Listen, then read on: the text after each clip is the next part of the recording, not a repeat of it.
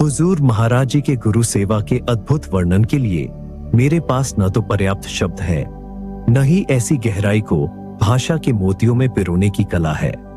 मेरी समझ में केवल यह आया है कि जब पूर्ण पुरुषोत्तम और जगत के स्वामी बड़े महाराज जी इस धरती पर अवतरित हुए तो उनकी सेवा और देखभाल का महापराक्रम कोई सामान्य जीव नहीं कर सकता था। इस अगाध उत्तरदायित्व का भार वहन करने हेतु हुजूर महाराज जी जैसे अपूर्व और अलौकिक शक्ति का प्रतिनिधित्व करने वाले संत को ही इस भूमि पर भेजा गया। उन्होंने संत मत के पथ पर ऐसी निष्ठापूर्ण और अभूतपूर्व सेवा का प्रदर्शन किया जिसकी मिसाल इतिहास के पन्नों में विरल ही मिलती है और भविष्य में भी अननुकरणीय ही रहेगी।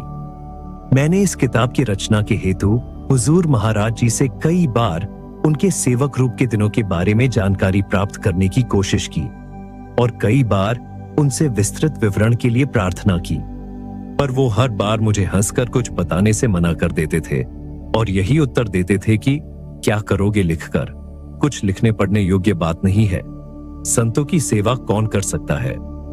हुजूर महाराज जी के इन शब्दों से मेरे अंतर्मन को एक अनूठी और गहरी सीख मिली।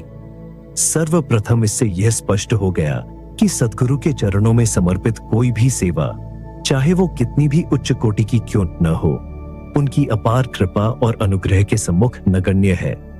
बहरहाल मैंने आश्रम के वरिष्ठ सेवादारों से अनेक प्रश्न पूछकर हुजूर महाराज जी की सेवा से जुड़ी अनेक अनकही और अधूरे किस्से और बातें संग्रहित की है।